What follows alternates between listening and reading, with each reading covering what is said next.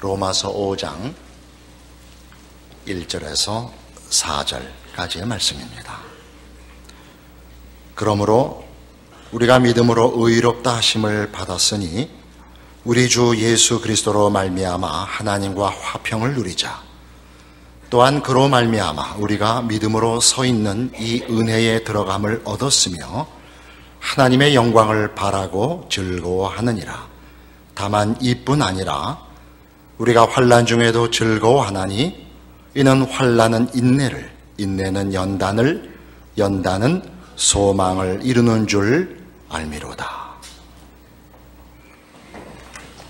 우리는 지금 산상설교를 생각하고 있는 중입니다. 우리 마태복음 5장 43절 이하에서 원수를 사랑하는 지경까지 요구하고 선언하시는 하나님의 의를 예수님의 입으로 전해 듣고 있습니다. 서기관과 바리새인의 의와 다른 예수 안에서 허락된 하나님의 통치와 하나님의 의를 우리에게 요구하고 있고, 그래서 그 결론 부분인 48절에서 그러므로 하늘 아버지의 온전하심과 같이 너희도 온전하라 하는 명령 앞에 서 있습니다. 우리는 기꺼이 이 명령을 받으며 그 명령의 귀함을 인정합니다. 그리고 소원합니다. 그러나 실제로 신앙생활을 해보면 우리의 소원과 우리의 믿음들은 현실 속에서 맥을 못 추는 경우가 대부분입니다. 우리 하나님 앞에 기도도 하고 노력도 하고 여러 가지 애를 써보지만 참으로 우리의 믿음은 연약하고 우리의 의지는 무력합니다. 하나님은 뭐하고 계실까? 하나님은 내 소원과 발버둥에 왜 대답하지 않으실까? 우리에게 허락된 신앙적인 요구들은 도대체 어떻게 해야 성취되는 것일까? 하는 데 대해서 현실적인 답을 오늘 이 로마서 5장 1절에서 4절에 있는 말씀을 통하여 확인하려고 합니다. 1절과 2절에서 보여주는 것은 우리가 그리스도 예수로 말미암아 하나님의 자녀가 되고 영원한 약속과 승리 속에 서 있다는 것과, 그리고 그 약속과 승리는 하나님의 영광이라는 목적까지 실패될 수 없고 포기될 수 없는 하나님이 예수 안에서 허락한 신자들의 운명이라 이렇게 가르칩니다. 그래 놓고 3절에 다만 이뿐 아니라 우리가 환난 중에도 즐거워하는 이는 환난은 인내를, 인내는 연단을, 연단은 소망을 이룬다 라고 말씀합니다. 그러니까 이 환난은 말하자면 예수로 말미암는 구원에서 그 구원의 영광된 승리 사이의 현재일 것입니다. 그 허락된 구원이 약속의 영광의 승리를 위하여 가는 과정으로서 성경은 환난을 얘기하고 있습니다. 환난이란 말 그대로 우리 곤고한 현실입니다. 이것이 우리를 인내로 이끈다고 합니다. 인내라는 말을 지금 이 성경이 하고 싶은 말로 제대로 이해하면 환난이 하는 일을 이해할 수 있게 됩니다. 인내는 고통과 슬픔을 경험한다는 뜻입니다. 그러니까 겪는다는 뜻이죠. 고난을 겪는 것이 인내입니다. 그러니까 여기서의 인내는 넉넉함을 얘기하는 것이 아니라 감수하는 것을 의미합니다. 원치 않지만 감내해야 하는 것, 당한 것이죠. 그것이 우리를 연단으로 이끕니다. 연단은 아시는 대로 심신을 단련하여 굳세게 하는 것을 말합니다. 무엇을 단련할까요? 단련한다고 할 때는 우리는 노력하고 연습하고 하는 것도 그 단련이라는 말 속에 또는 연단이라는 말 속에 들어있지만, 더 중요하게 금을 재련해내는, 불순물을 제거하는 일이나 또 쇠붙이나 금속을 강하게 만드는 일 같은 것을 우리는 이 말씀 속에서 이해할 수 있습니다. 그것이 환난이라는 것이죠. 그것이 현실이라 말이죠. 그러니까 우리 신자들의 신앙 현실이 뭐냐 그러면 환난 속에 있다는 것이죠. 우리의 소원과 우리의 믿음과 직접적으로 연결되어 보이지 않는, 우리의 소원과 믿음의 보상과 거리가 먼 실패와 좌절, 고통, 고민, 갈등, 슬픔들이 현실이요, 신자가 걸어가는 환난이라고 성경은 선언하고 있습니다. 이런 일들은 뭐 왜 그러냐, 진짜냐를 떠나서 실제로 신자들의 모두의 공통된 현실이기 때문에 우리는 이 문제를 외면할 수가 없습니다. 이것은 우리만의 비명이 아니라 욥기에 나타나는 욥의 반응에서도 아주 중요하게 나타납니다. 욥은 성실한 사람이며 정직한 신앙인입니다. 그러나 그는 원치 않는 고난에 휩싸이게 됩니다. 고통 속에 있고 자녀를 다 잃고 부인은 떠나고 그 자신은 몸에 병까지 들어 최악의 국면까지 인도됩니다. 그가 하나님 앞에 울부짖는 그 비명은 우리의 현실 속에서의 우리의 비명과 같습니다. 하나님은 공의로우십니까? 하나님이 창조한 창조물들을 제대로 돌보시는 분입니까? 이게 욥의 울부짖음이고 비명이고 질문입니다. 우리 모두 그렇지 않습니까? 이 문제가 해결되지 않는다면 우리가 마음에 하나님의 약속들과 명령들이 아무리 고귀하고 진실되다고 인정하고 소원한다 할지라도 우리의 현실을 해결할 방법이 없게 됩니다. 이 문제에 대한 성경에 아주 좋은 예가 있습니다. 요셉의 생애지요. 창세기 39장에 가보십시다. 성경 첫 번째 책인 구약 창세기 39장입니다. 1절부터 봅니다. 요셉이 이끌려 애굽에 내려가매 바로의 신하 친위 대장 애굽 사람 보디발이 그를 그리로 데려간 이스마엘 사람의 손에서 요셉을 사니라. 여호와께서 요셉과 함께 하심으로 그가 형통한 자가 되어 그의 주인 애굽 사람의 집에 있으니 그의 주인이 여호와께서 그와 함께 하심을 보며 또 여호와께서 그의 범사에 형통하게 하심을 보았더라. 요셉이 그의 주인에게 은혜를 입어 섬김에 그가 요셉을 가정 총무로 삼고 자기의 소유를 다 그의 손에 위탁하니 그가 요셉에게 자기의 집과 그의 모든 소유물을 주관하게 한 때부터 여호와께서 요셉을 위하여 그 애굽 사람의 집에 복을 내리심으로 여호와의 복이 그의 집과 밭에 있는 모든 소유에 미친지라. 대단하죠. 요셉의 종생활입니다. 하나님이 그와 함께 하시고 형통케 하심을 그 주인이 알아봅니다. 그 주인 집을 복되게 하십니다. 그러나 이 문제는 우리에게 많은 질문거리를 사실 던집니다. 요셉은 팔려옵니다. 그는 아버지 야곱으로부터 특별히 사랑을 받은 아들이고 그래서 형들에게 미움을 받아 아버지의 사랑이 너무 극진해서 형들의 미움을 받아 죽게 됩니다. 형들이 그를 죽이기로 하죠. 맏형인 르우벤이 그 아우들을 말려서 간신히 살아납니다. 그래서 죽이는 대신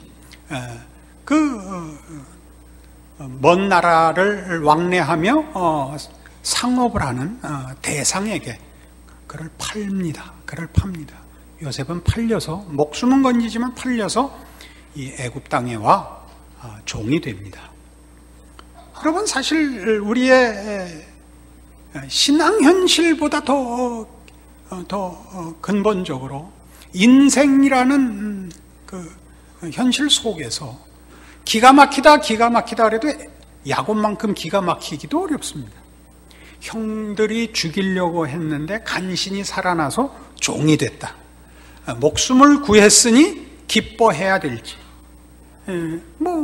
생전 처음 보는 땅에 처음 보는 사람들에게 와서 종노릇을 해야 되느니 얼마나 자기 신세가 정말 고통스러웠을까, 얼마나 당황스러웠을까를 생각하면 이때 요셉이 10대입니다. 싯대에 잡혀온 것으로 보입니다. 그 정신이 없었을 것입니다. 그런데 하나님은 이 요셉과 함께 하셔서 그를 형통케 하십니다. 그럼 여러분, 금방 이 질문이 나오죠. 하나님 뭐 하고 계시다가 형들이 죽이려고 그럴 때, 팔아먹을 때는 왜 가만히 계시다가 종된 다음에 오셔서 복은 주고 그러십니까? 안 그렇습니까? 이건 우리 마땅히 생각해 볼 문제입니다. 요셉의 생애의 중요성은 하나님의 일하심이 우리가 생각하는 것과 다르다는 것을 분명하게 보여주기 때문에 중요합니다. 우리 모두의 사실 현실적인 문제들도 따지고 보면 하나님이 우리가 원하는 때에 찾아오시지 않는다는 데 문제가 있습니다. 내가 원하는 때, 내가 원하는 방식으로 내가 원하는 목표를 이루어 주시지 않습니다. 다른 것을 도우십니다. 고통을 견디게 하시거나 무슨 억울함을 참게 하는 데는 오시고, 억울함이나 고통을 면하게 하고 해결시켜주는 문제에는 하나님이 여간해서 개입하시지 않습니다. 어떻습니까? 제 경우는 그랬습니다. 이 문제는 뒤에 19절 보시면, 그의 주인이 자기 아내가 자기에게 이르기를 당신의 종이 내게 이같이 행하였다 하는 말을 듣고 심히 노한지라. 이에 요셉의 주인이 그를 잡아 옥에 가두니 그 옥은 왕의 죄수를 가두는 곳이었더라. 요셉이 옥에 갇혔으나 여호와께서 요셉과 함께 하시고 그의 인자를 더하사 간수장의 은혜를 받게 하시매 간수장이 옥중 죄수를 다 요셉의 손에 맡김으로 그 집안 사물을 요셉이 처리하고 간수장은 그의 손에 맡긴 것을 무엇이든지 살펴보지 아니하였으니 이는 여호와께서 요셉과 함께 하심이라. 여호와께서 그를 범사에 형통하게 하셨더라. 그는 유혹을 받습니다. 주인 마나님께서 그를 유혹하고 요셉은 거절합니다. 9절 보시면 이 집에는 나보다 큰 이가 없으며 주인이 아무것도 내게 금하지 아니하였어도 금한 것은 당신뿐이니 당신은 그의 아내임이라. 그런즉 내가 어찌 이 큰 악을 행하여 하나님께 죄를 지으리까. 그는 아직도 아주 깊은 신앙인입니다. 그러나 이 신앙에도 불구하고 하나님은 이 문제에 진실을 가려주시지 않습니다. 그는 누명을 쓰고 옥에 갇힙니다. 옥에 갇혔더니 간수장을 통하여 은혜를 베푸십니다. 그러시려면 그 전에 베푸셔야죠. 우리 모두의 현실 속에서 우리의 답답함입니다. 억울한 거를 진실을 밝혀서 요셉을 살려주셔야죠. 그때는 침묵하시다가 옥에 가니까 그때야 간수장을 통하여 그를 형통하게 하셔서 그의 죄수 생활을 감당하게 하십니다. 이 문제를 시편 105편에 가면, 구약성경 시편 105편에 가면 우리가 여러 번 찾아봤던 사실입니다만, 시편에서는 이렇게 요셉의 그때 상황을 설명합니다. 879페이지입니다.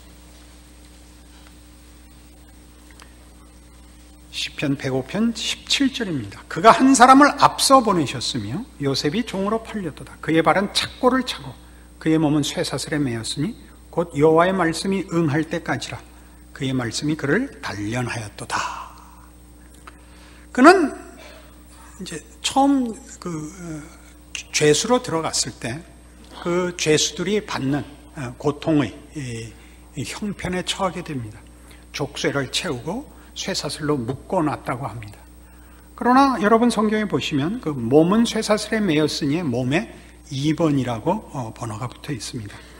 훅노트를 보시면 맨 밑에 보시면 2번이 희혼이죠.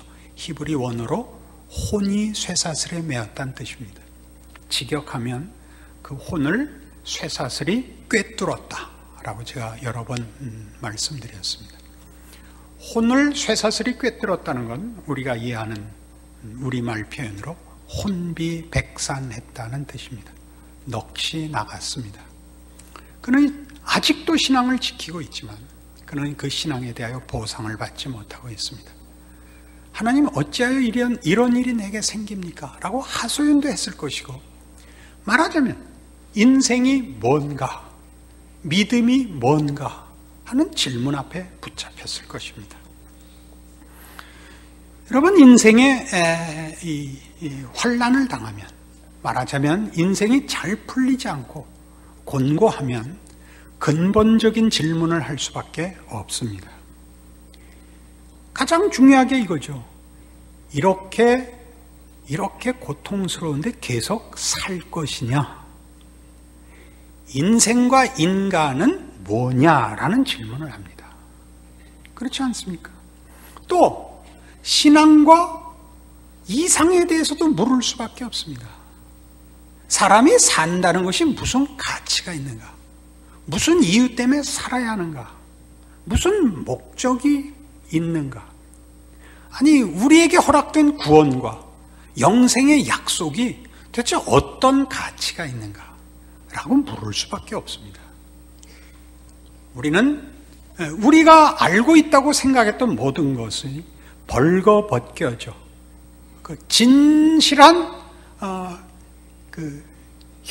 현실의 그 수준으로서 직면을 하고 대면하게 됩니다.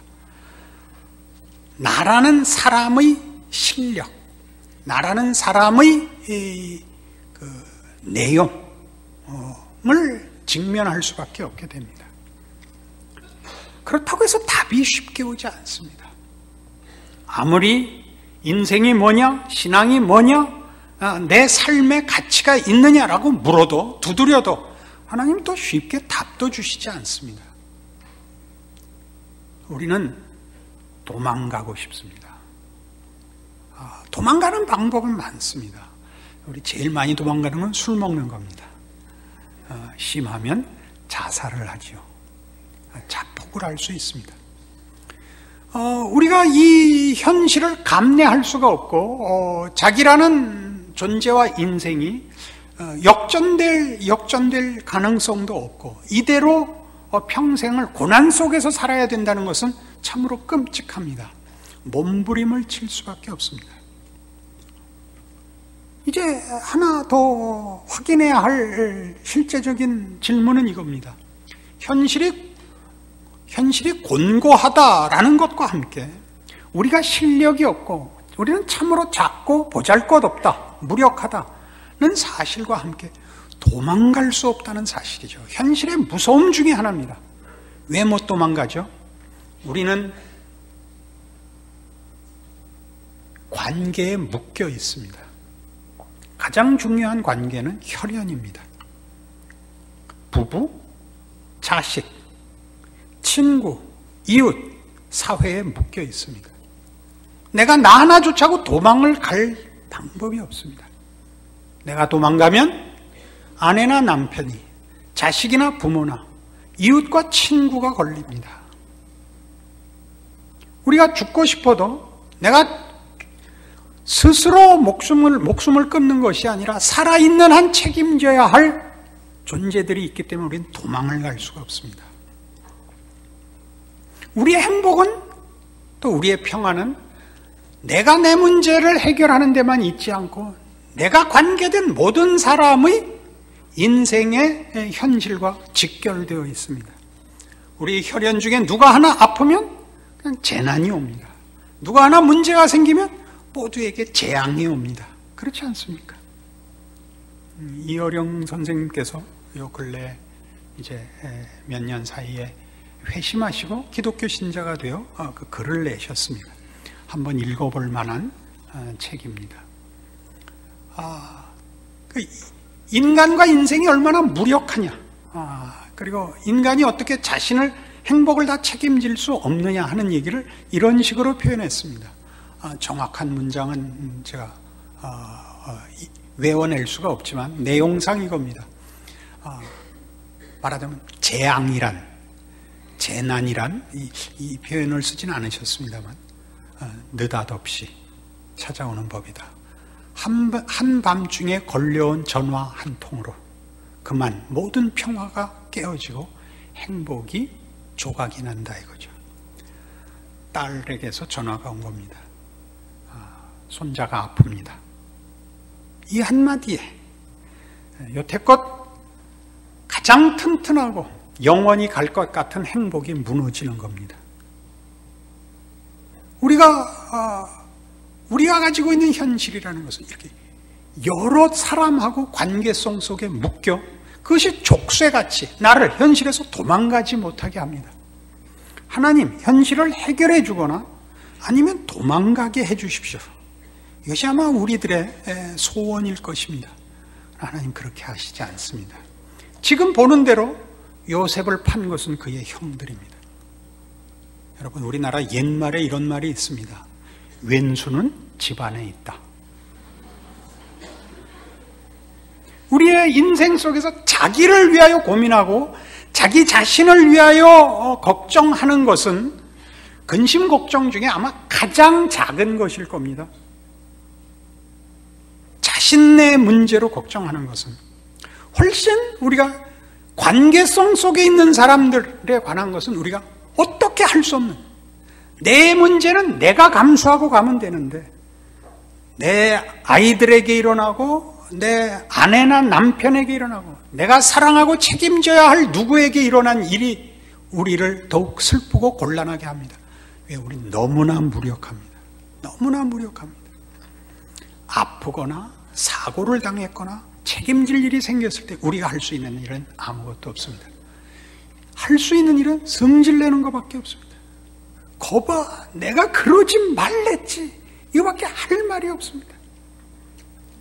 우리의 현실을 가장 괴롭히는 것은 요셉의 경우같이 우리에게 묶어준 사람들입니다. 오죽하면 이런 생각을 하겠습니까? 이 사람 말고 누구랑 결혼했어도 이것보다는 낫을걸, 이 생각은 누구나 하는 겁니다. 그러나 성경이 이 얘기를 하는 이유는 그 사람이 내 왼수가 아니다 이거죠. 형들은 요셉을 팔았습니다. 저들은 선한 이유로 그러지 않았습니다. 그러나 성경은 이렇게 얘기하죠. 창세기 45장으로 오시면,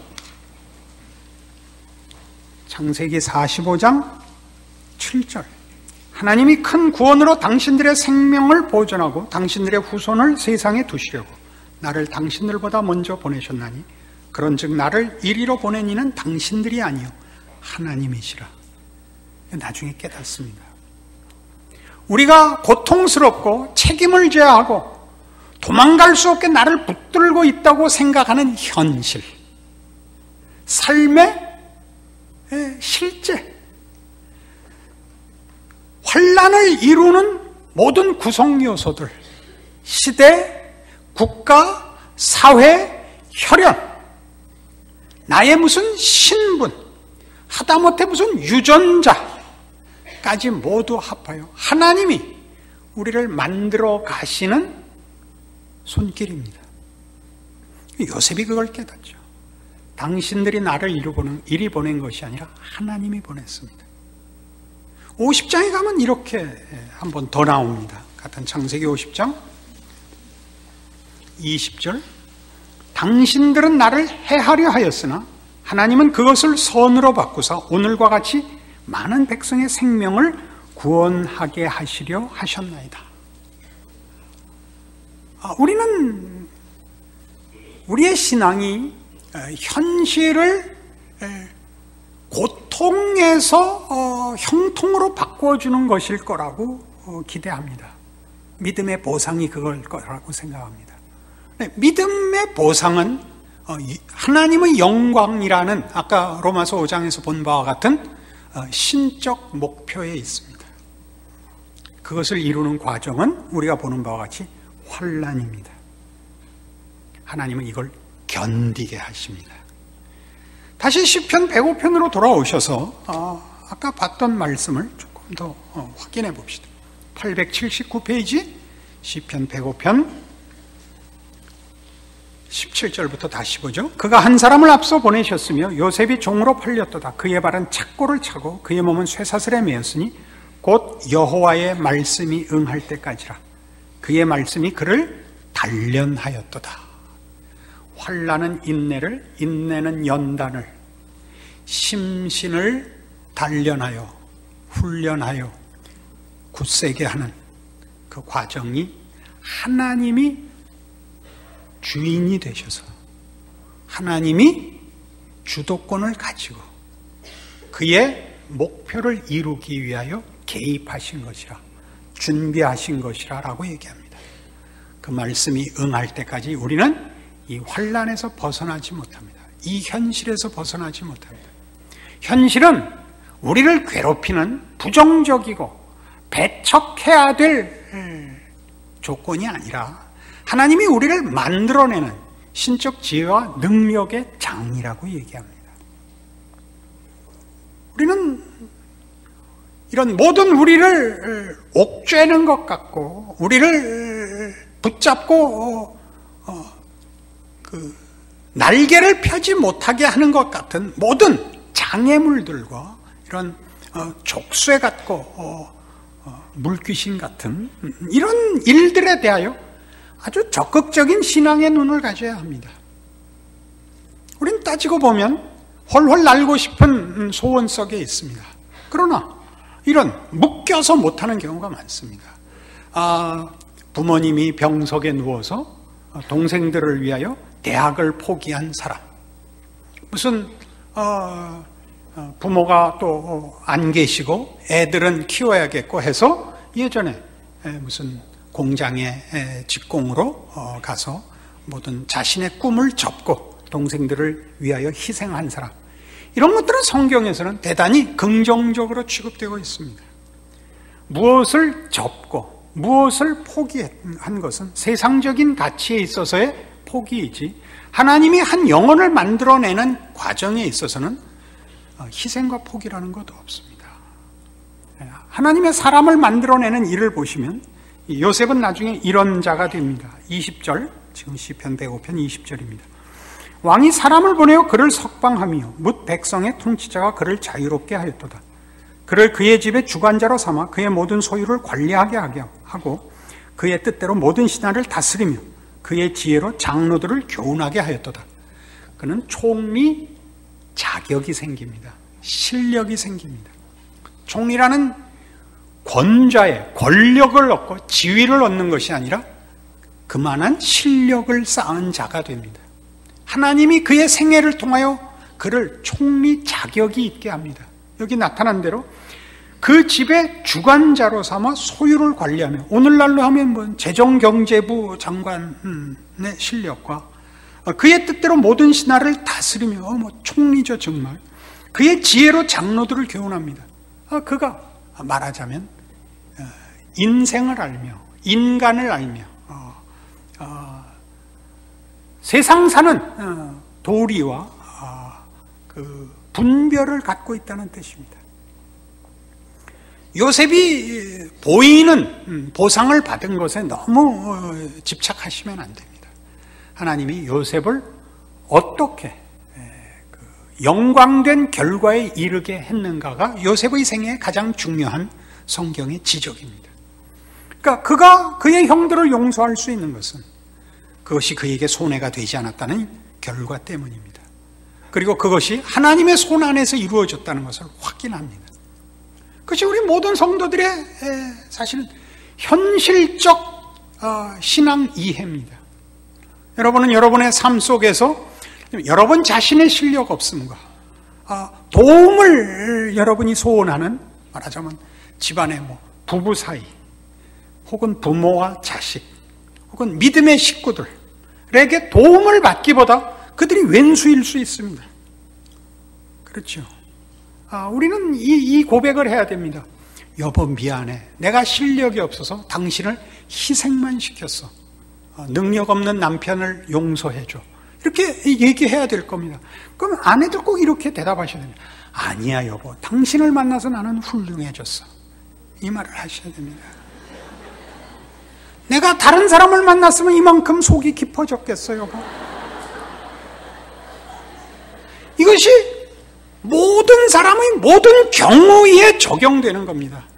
이 사람만 없었으면, 이 상관 혹은 이 경쟁자, 이 왼수만 없었더라도, 그때 그 사건만 없었더라도 라고 얘기할 수 있는 건 신자들에게 없습니다. 그 억울했던 사건, 그래서 날개를 접은 그 사건, 그 일, 누구? 그것이 하나님의 인도하심과 능력과 지혜 속에서는 합력하여 선을 이루지 우리를 손해케 할 수 없습니다. 그러니까 여러분의 신앙은 여러분 자신의 부족함까지도 여러분의 인생의 중요한 요소입니다. 과정입니다. 요셉은 신앙이 좋았지만 그 보상을 받지 못합니다. 우리는 나쁘지만 보상받을 것입니다. 우리의 못난 것이 우리를 더욱더 깊은 진실된 하나님 외에는 답을 줄 수 없는 그 진정한 답을 찾기까지 우리를 괴롭히고 자책하게 만들 것입니다. 그것만큼 큰 일을 하는 것도 없습니다. 생각하고 살게 되는 것, 고민하고 살게 되는 것, 신앙의 중요한 과정입니다. 믿음을 갖고 요셉을 승리케 하신 하나님의 손길과 인도하심이 예수 그리스도를 보내신 사랑의 증거 안에서 우리의 생애를 지키신다 확신하시는 오늘의 말씀, 여러분의 신자된 인생이기를 바랍니다. 기도하십시다. 하나님 아버지 은혜를 감사합니다. 하나님의 사람으로 살고 믿음을 갖고 사는 우리 신자들의 현실적 고민, 불만, 자책, 이 모든 것이 손해보는 과정이 아닌 것을 이제 고백합니다. 우리가 스스로를 자책하고 탓하는 것 마땅히 있어야 하고, 우리의 부족함을 인정해야 하고 고백해야 하고 도우심을 구해야 하고 하나님의 선하심을 믿어야 하고 결국 승리할 것이라 예수 그리스도 안에서 인내해야 합니다. 이 믿음 가지고 우리의 삶을 하나님 앞에 바치게 하옵소서, 순종하게 하옵소서. 예수님 이름으로 기도합니다. 아멘.